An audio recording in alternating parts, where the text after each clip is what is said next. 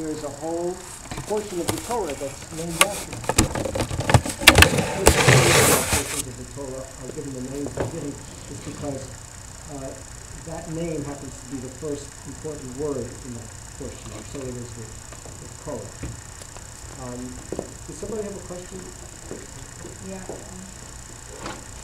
The sons of Korah were also Kohanim. The sons of Korah, they're not necessarily associated with this tribe. But getting into that is more midrashic. And I'm not sure why you say they were Kohanim, but They were sons. The Kohanim were made Korah. then it had to have been a different Korah. But Korah was not a descendant of Aaron. He was, and this is relevant, certainly, he was a Levi.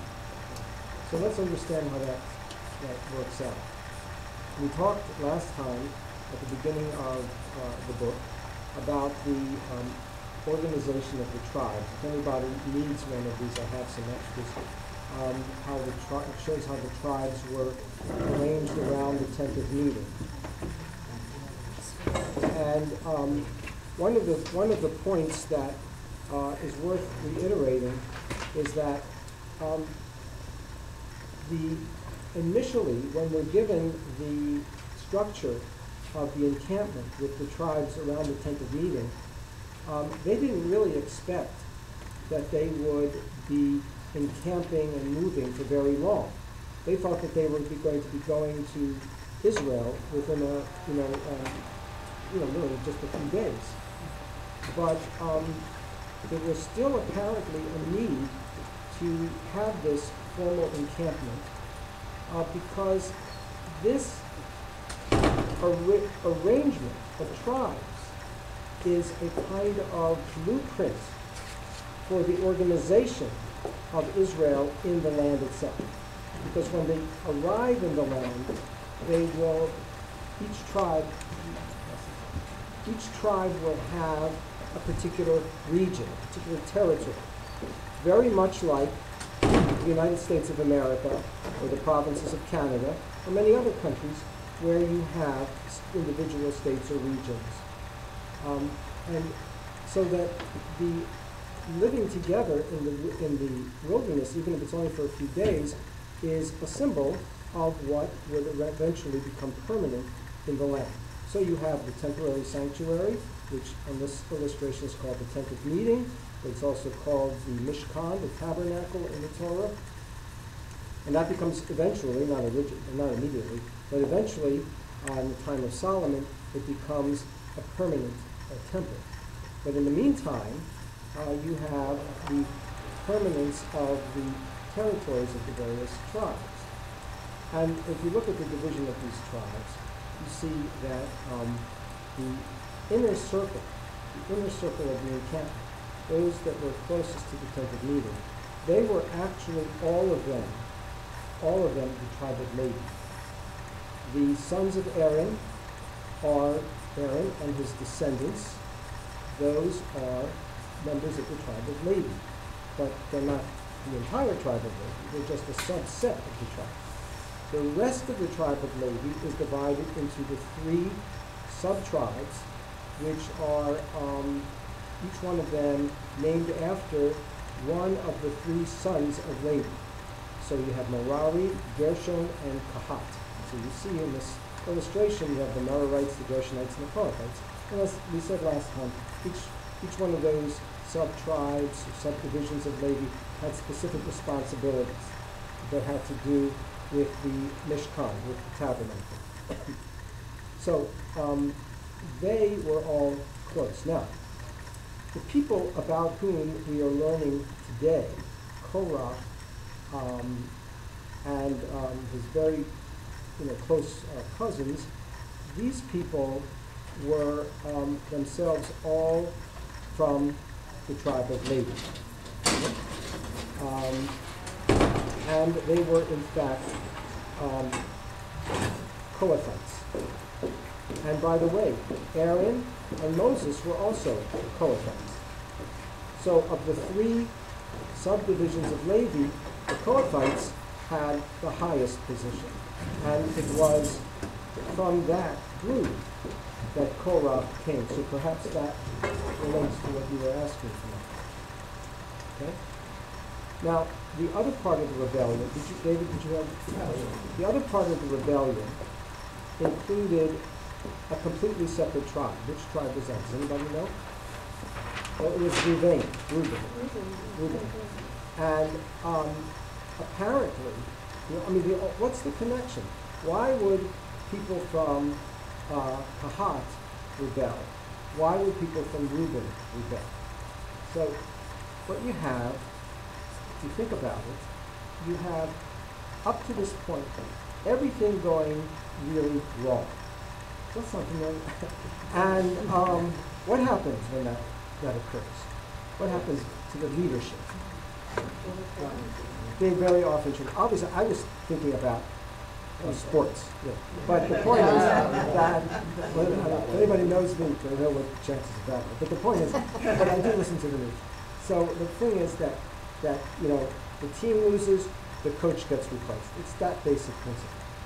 So it could well be that at this point, when we get to the story of Korah, it's not the same type of inner dissension that we've been dealing with up to now.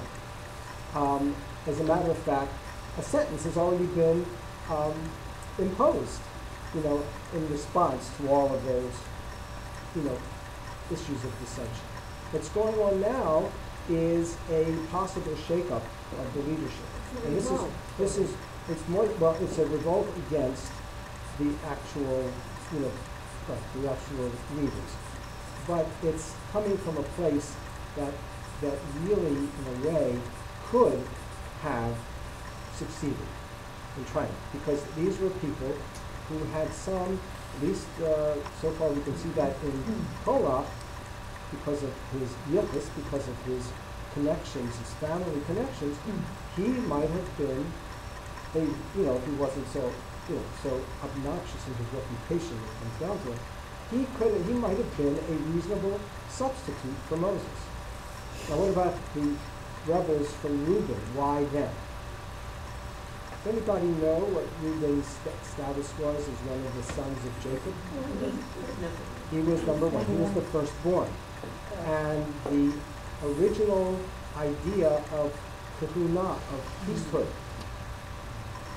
forgetting now about the tribe of Levi and the divisions within Levi, just the sort of the pristine idea of priesthood was that it would be the firstborn.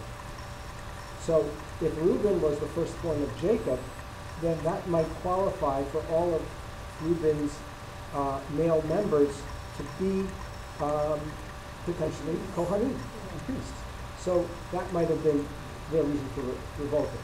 Now, you do have to understand that this is sort of sub rosa. This is not really brought out explicitly, but maybe the narrator assumes that the reader will understand this. But actually, there was another version of what I call a more pristine identification of who the Kohanim was. We talked about the tribe of Levi. We talked about the tribe of Reuben. What's the other manifestation of priesthood which is explicit in the Torah, by the way? And it was in, I think it was in last week's subject.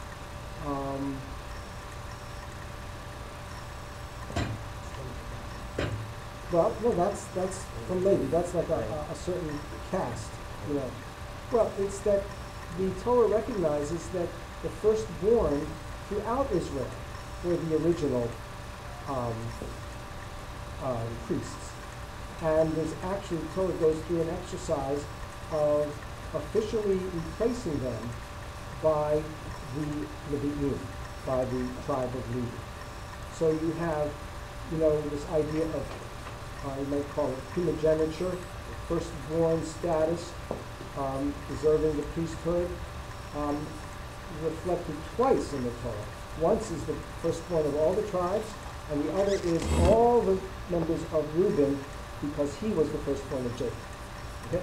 But all of that is, eventually replaced with the tribe of Levi and with the sons of Aaron.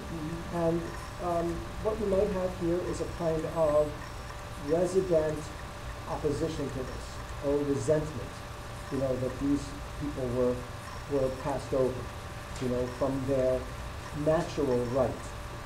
At least they become, perhaps in the eyes of all the other people, viable candidates to replace the incompetent leaders that, have displayed themselves up to now.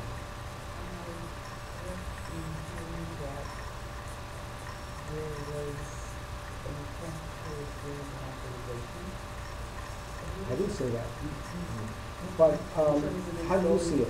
How do you come up with that idea? No, I'm just asking you. No, but I'm not the authority. All I'm saying is I didn't say that. I didn't mean to say that. I don't think I said that. But maybe there's a source for that idea that you're sensing, and so that's why it's kind of about. Yeah, because if you're shifting from primogeniture, then by definition, in other words, you've got the lineage primogeniture.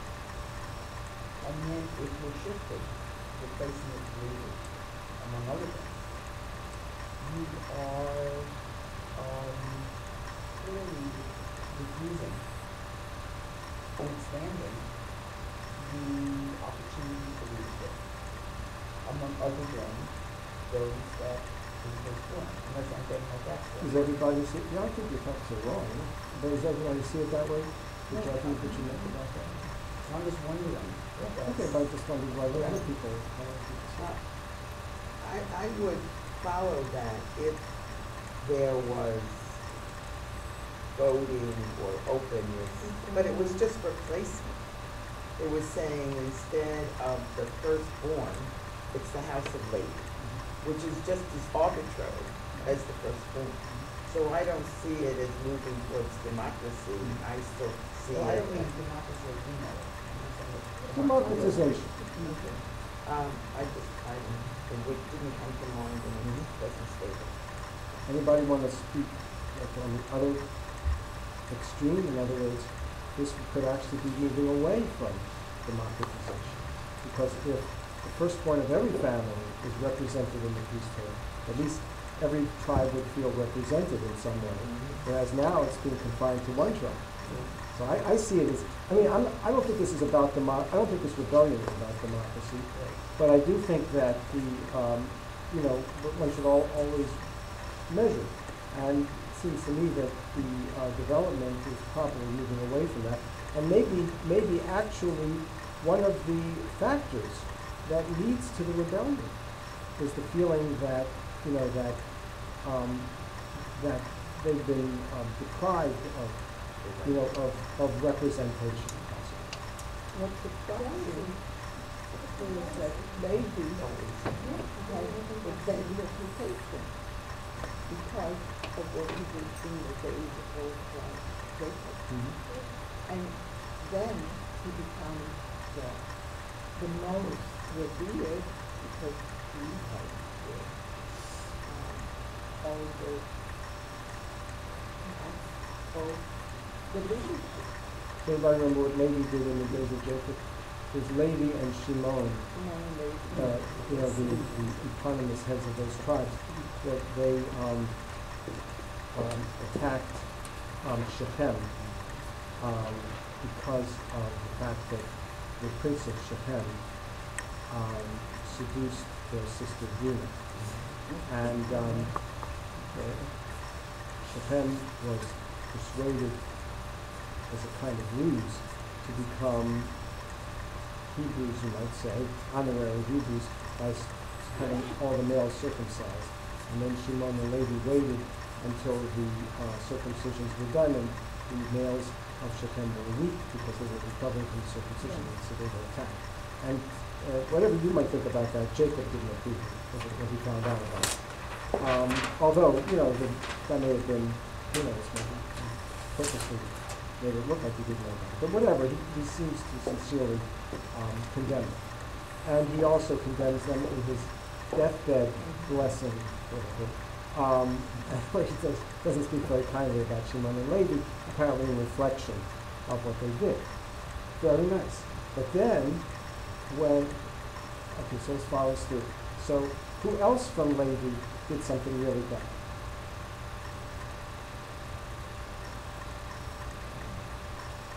Aaron. What did he do? He was the instrument for the making of the golden calf. That's pretty bad. But then, how did the rest of the tribe of Levi redeem themselves? They didn't participate in the worship of the golden calf, presumably, and they helped Moses and Aaron take care of the real culprits.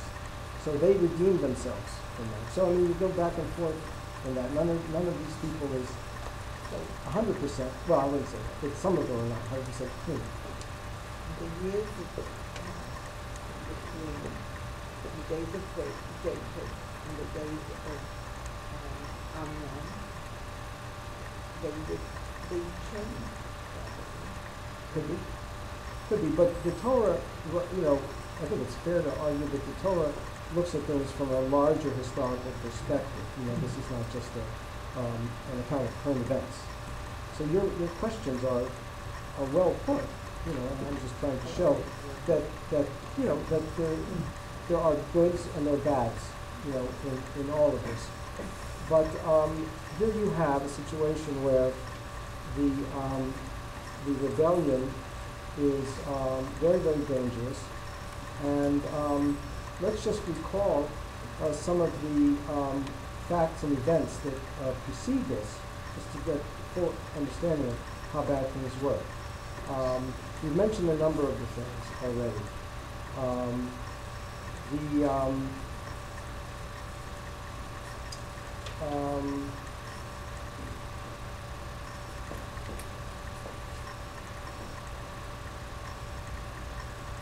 The only thing that we didn't mention is that when the tabernacle was being dedicated, there was a catastrophe.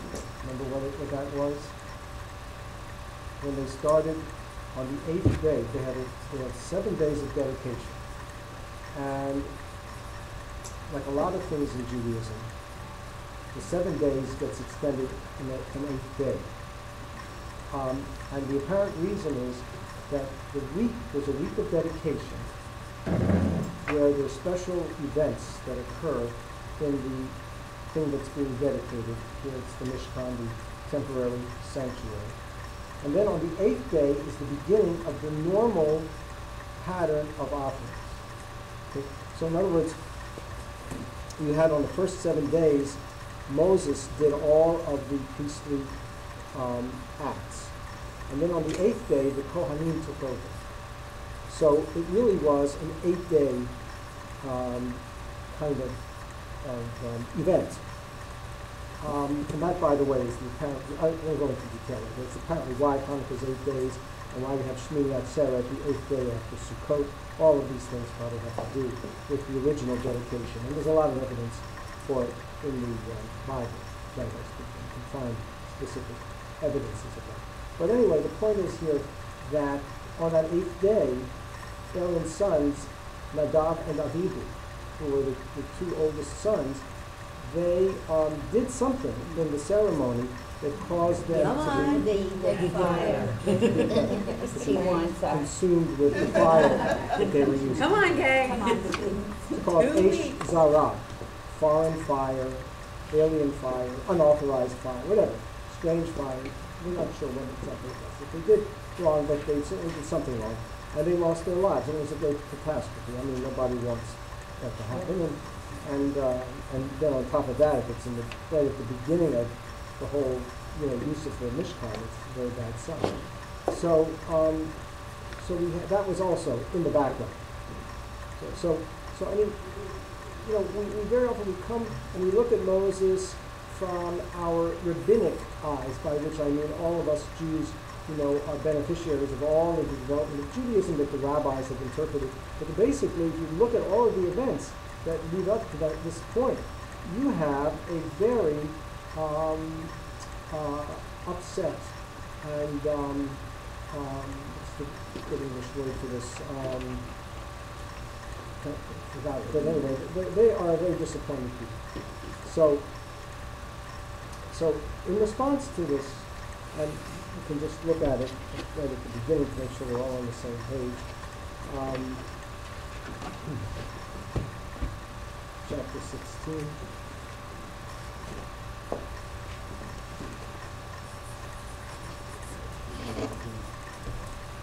If you look at verse 3, the beginning of the chapter. Okay? Somebody volunteer to read this? At the time against Moses and Aaron, we have gone too far, for all the community are holy, all of them, and the Lord is in their midst. Why then do you raise your arm yourselves above the Lord's congregation? Okay. So a journalist reporting on this at the time, who does not have any historical depth, would basically say what? What was this? What kind of rebellion was this? Uprising. Okay? And let's go back to Maureen's earlier comment about democratization. It has the appearance, but, well, we know that, we see that, but it also has the appearance of, I don't know, I wouldn't say it was a coup just from that verse at all. No. Overthrow of the leadership. Right. Not that. Well, it's a complete celebration. Coups are usually things that you hear about after they happen, because they're carried on more or less privately in the palace, or in the, seat of government. Listen to these words. Anne, would you mind reading them again, please? You have gone too far, for all the community are holy, all of them, and the Lord is in their midst. Why then do you raise yourselves above the Lord's congregation? So what would a shallow journalist say about this? I don't mean to say all journalists are shallow, but a shallow journalist. What would a shallow journalist say about this?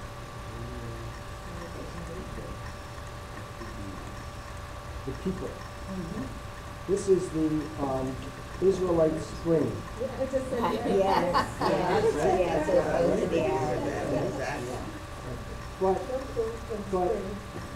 But, and if you read through the chapter, you really will not find an explicit account of the motives beyond this verse of the rebels, if you want to call them that, whatever you want to call them. But what we do see is they come from, these particular castes, from Levi, and on top of that from Kahat, and they come from Reuben. So it has the appearance that they are nominating themselves, they're putting themselves forward into this. The problem that we have, of course, is that the account that we have here is obviously leaning against the justification of this movement. And immediately Moses responds to them and tries to isolate them. First he tries to speak with Korah and his immediate followers, then he tries to speak with Reuben, and he doesn't have their cooperation, obviously, because they're opposing him, he's opposing them. God steps in, and there's a series of miracles that occurs, but basically the rebels are swallowed by the earth. Okay? You can read it. And so the editor here clearly doesn't approve of the movement, but it does at least report the claim that the rebels are making, which is what? That there should be a recognition that all of the congregation is holy, that it's not just you. But they never, the rebellion is basically thwarted so quickly that you never get any more explanations of what they are.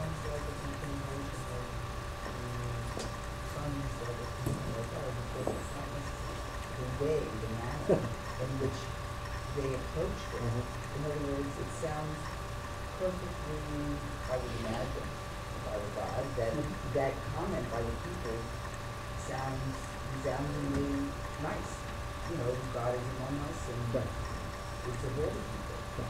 So it would appear to be, again, this kind of really big personality ego of Korach and the way that this is approached by Korach, the manner in which it, and certainly one of which, you know, he full of himself and in addition, God appointed Moses. Does everybody see a personality defect in Korach?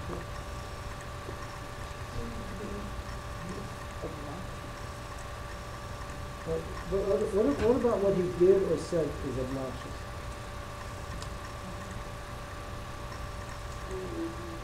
Is everybody familiar with this story? You can read it. So why don't we take a minute so that people can actually read, right, so people can read it so that they have a sense of. This is chapter 16. So that people feel like they actually can speak.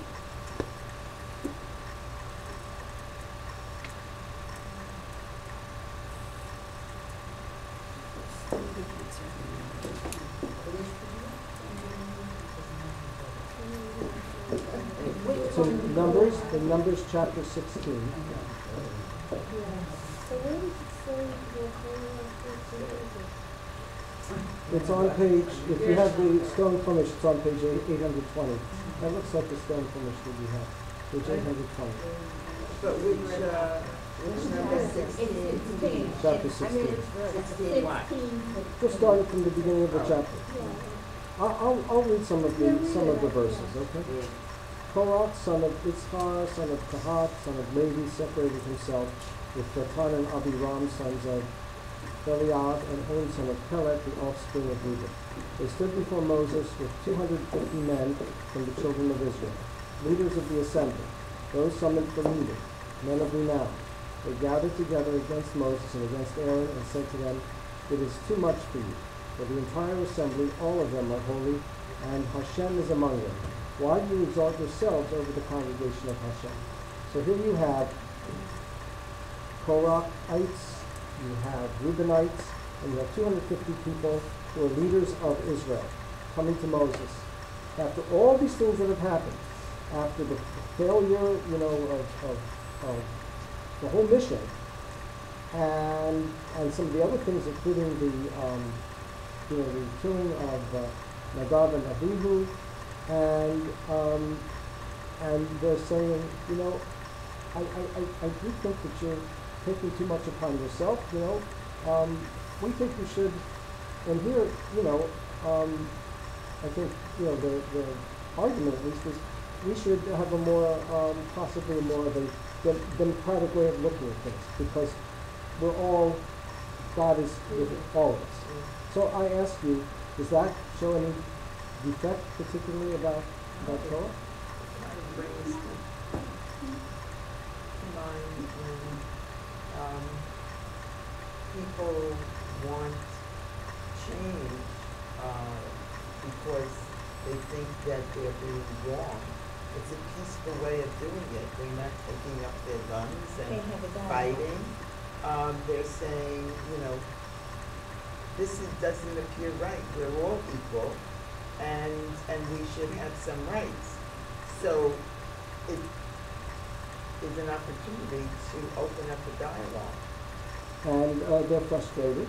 I mean, I think you have to recognize that. Absolutely. And they might be angry, but they might have reason to be angry.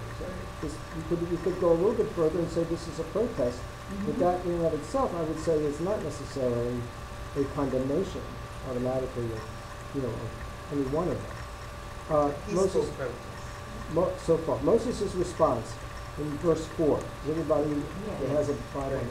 Moses heard and fell on his face. He spoke to Korah and to his entire assembly, saying, "In the morning God will make known the one who is his own and the Holy One, and he will draw him close to himself. And whomever he will choose, he will draw close to himself."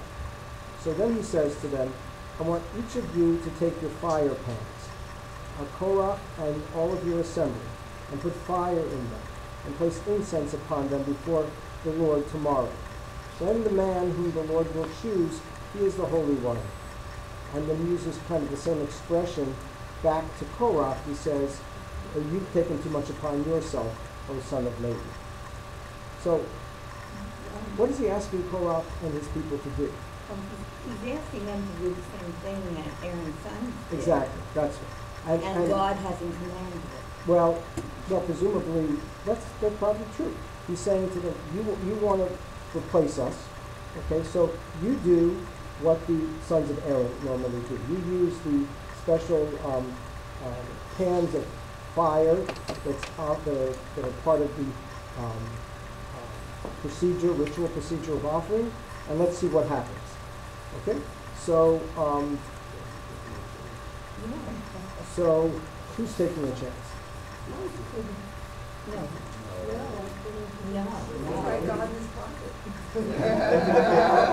Does he know that it's Or does he know that if you offer strange fire, you die? Yeah, that's what That's I right. would say. It's alien fire, it's not commanded fire. Right, but understanding that here's the deal, if what you're saying is true and God really wants a democracy, then it's not going to be strange fire. Right. But if it's not what God wants, understand there's strange fire, and you already know what the consequence is, right? So I don't think that was necessarily clear to Korah and his people. We had just been You know, talking about maybe he thinks that if Moses is suggesting it, then maybe that's the selection process, or is that? This has the appearance of what's called a trial by ordeal.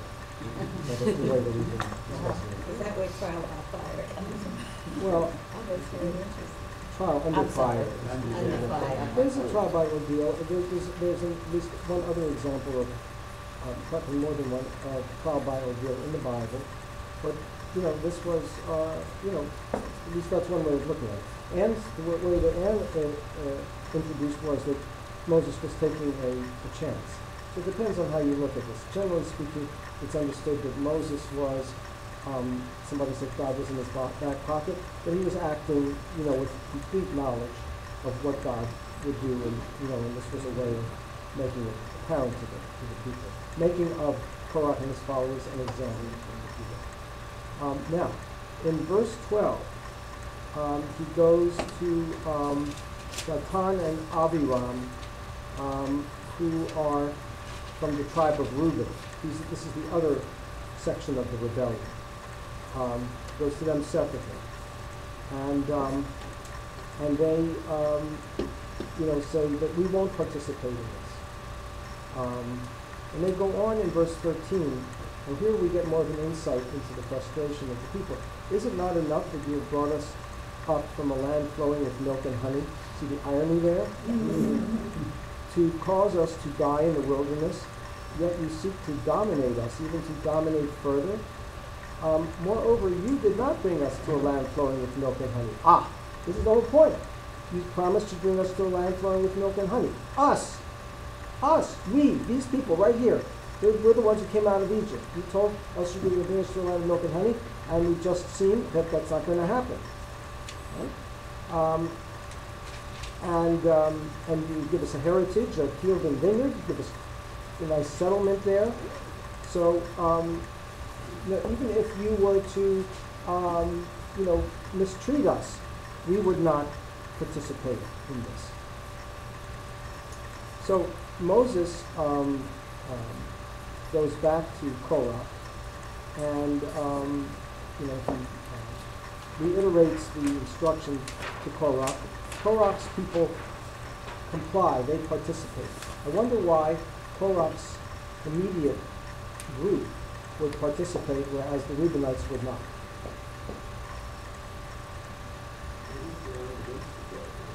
Yeah, but why shouldn't he be as cautious about cooperating with Moses as the Reubenites were? Would he have more, say, faith in himself or belief in himself Sure. that he would overcome it. He's better. And that's maybe where the arrogance comes in. Because, you know, we've always, at least I've been taught, you know, Torah was so, not necessarily obnoxious, but so arrogant and so better than thou, you know. Moses, forgetting about everything Moses did, saying, you've had your day, it's my time now, and I could be better than you. Yeah.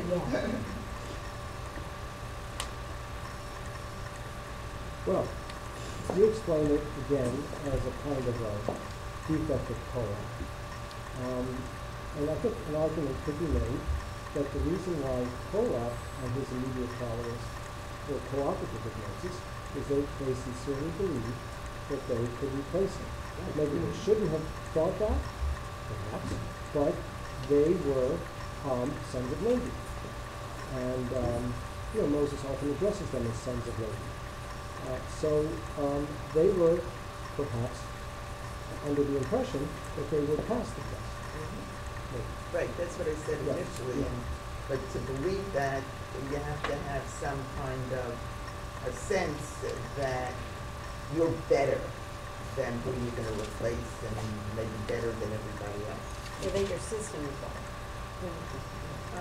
Right?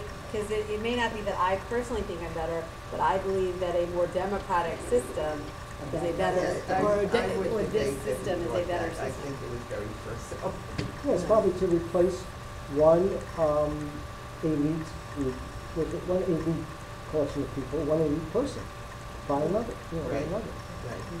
Somebody, It just seems to me that the big elephant here is God. Because every other example that every other example that we're talking about now, yeah, it's good,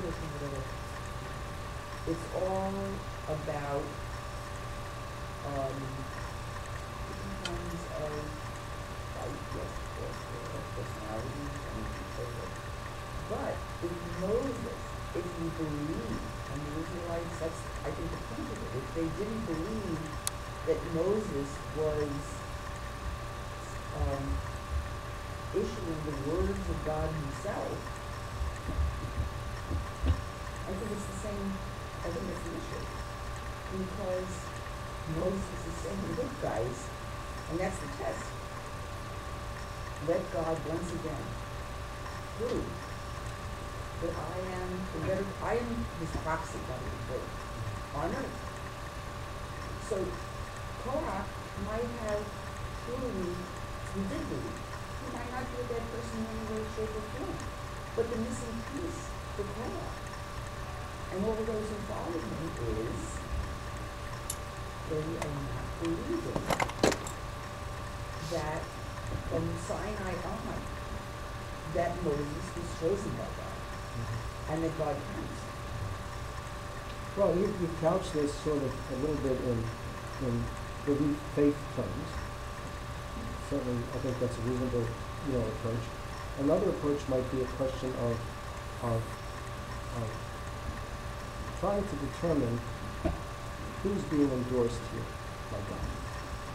And do you determine that on the basis of events, or is there something more transcendent that determines that? Is a leader's qualifications, is a leader's qualifications, are they determined based upon whether he or she succeeds at that moment, whether things are messy or peaceful, or is there some sort of more underlying basis for that?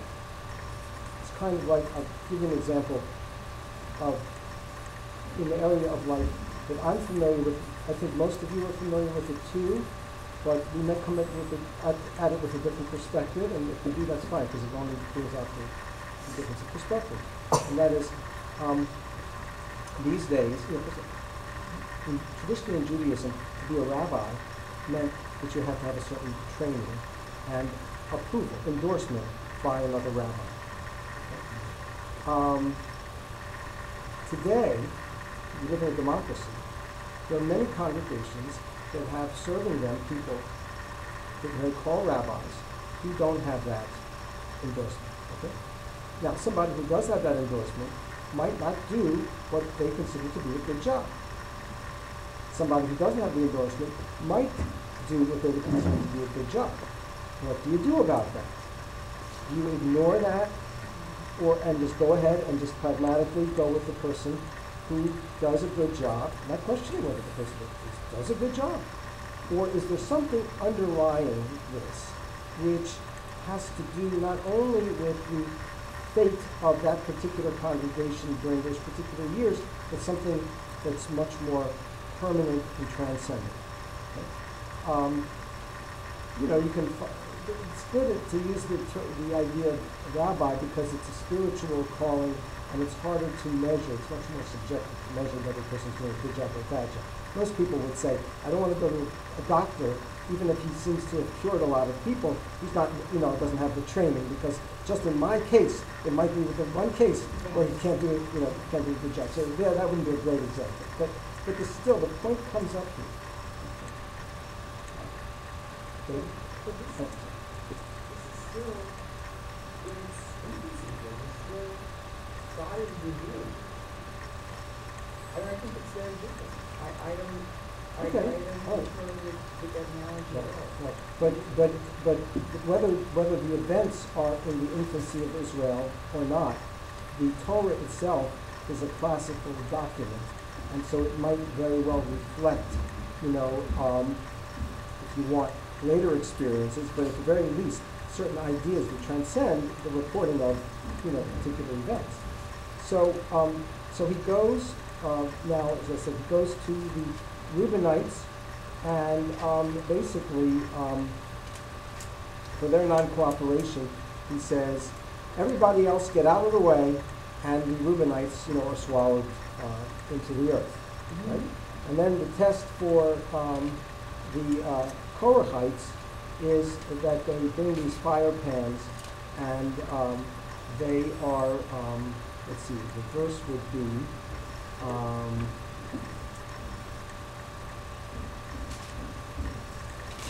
where are they?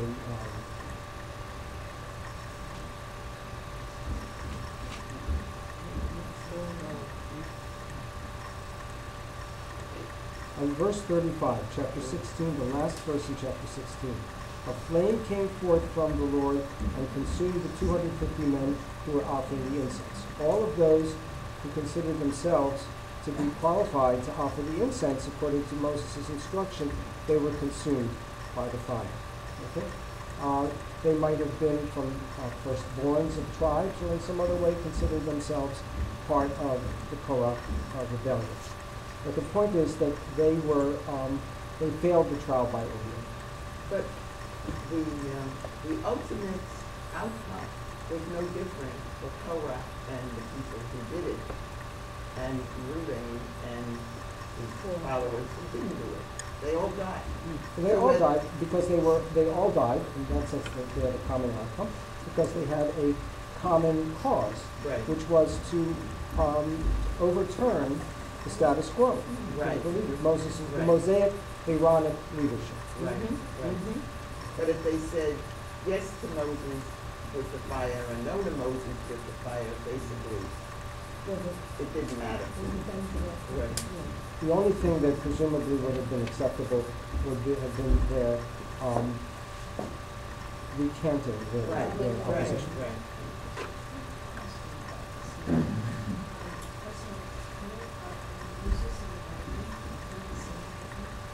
Moses isn't shown here, but he was with the sons of Aaron.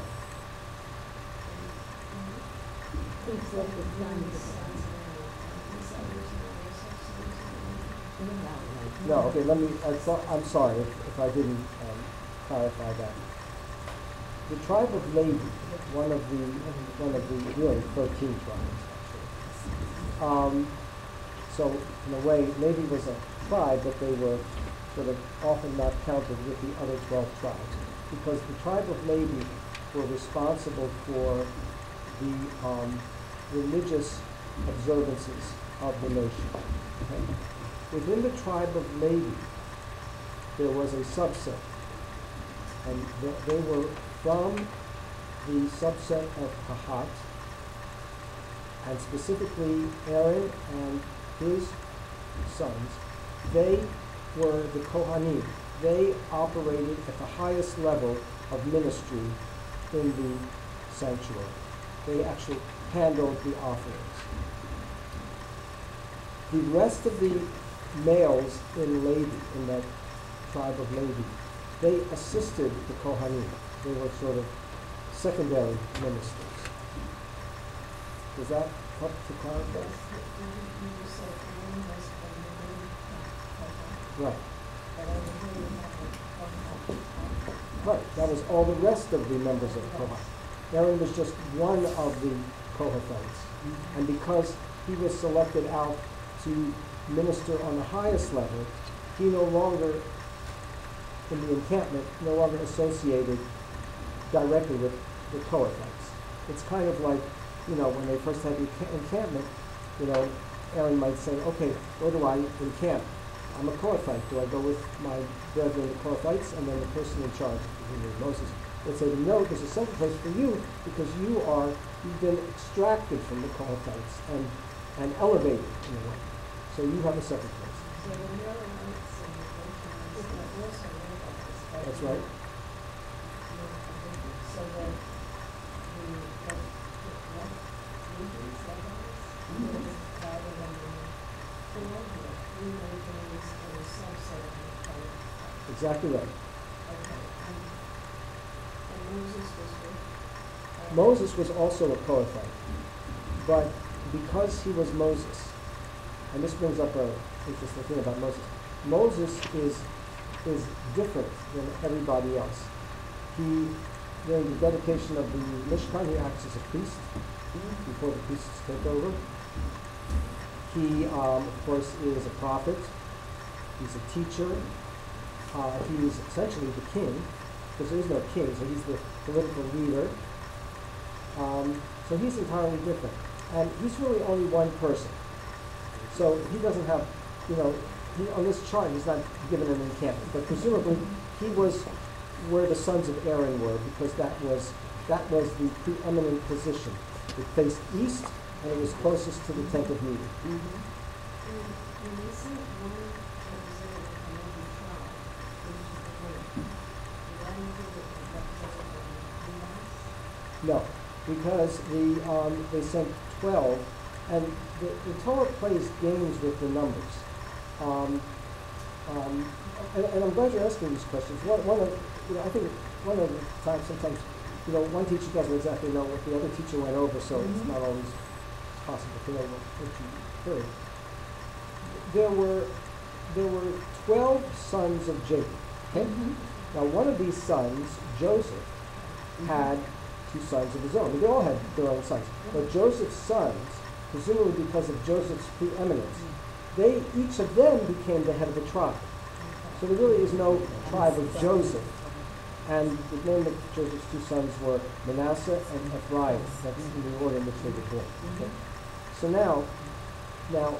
So if we remember, 12 sons, so that would include Joseph, and it would include Levi, it wouldn't include Manasseh and Ephraim because they weren't sons, they were grandsons. So that's 112 right there. Okay? Now the Torah always likes to deal with 12. So if it's going to deal with the tribes, and there you have to count Manasseh and Ephraim, and that would count Joseph twice, then you have to exclude one of the tribes. So they exclude Levi because Levi's different. So they'll give you those 12 tribes. But when they have to include Levi, then they will not specify Manasseh and Ephraim, and they'll say Joseph. Now,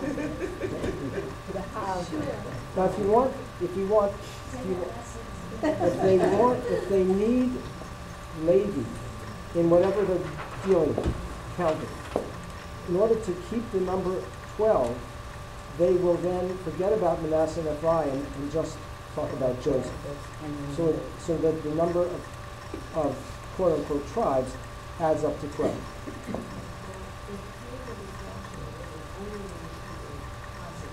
Yeah. What tribe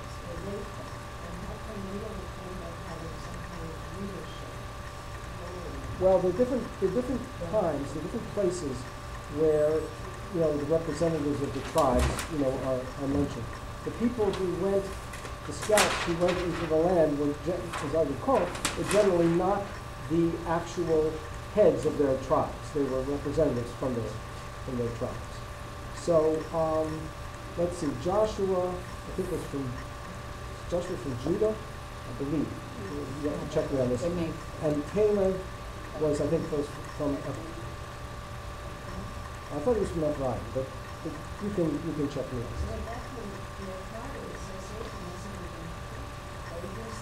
No, it was important, and it's mentioned what tribes they were from. It's mentioned, yeah, it was important. There was a Says the representative son. from each tribe. Yeah, and it Yes, says yes. So the it's important that- representative of the Yeah, but- Their future leadership. But it wasn't necessarily Right, the right, what you're saying titular is correct. leader of the tribe who went into the land to Right, scout it out. Joshua comes from not a Levi tribe, which is what I'm hearing you say, and he ascends to be the next guy. And therefore, and if you thought it was only going to be from Levi, it wouldn't have necessarily been Joshua that would be the next leader. Am I understanding you correctly? Yeah, Your question? there's this whole thing that we should be the leader, we should be the leader, and yet it's already been said as a group. We're not there yet. No, we're not into this. We know that they are the only two that are going to get to go forward, right? We don't necessarily know that Joshua is succeeding Moshe as the leader. But we know that of that generation who's all annoyed that they're going to die, right? The only two that we know aren't dying, other than, and right? Because we assume that Moshe's going in. We don't know that Moshe's dying. Okay, so at this point, we know they're going in, but we don't know they're going to ascend to political leadership. We know that Moshe and Joshua have a relationship, right? Because when they fight or whatever, that there's some relationship there, but we don't have the "you're the next dude in charge," which happens later. Carol showed me a chart here.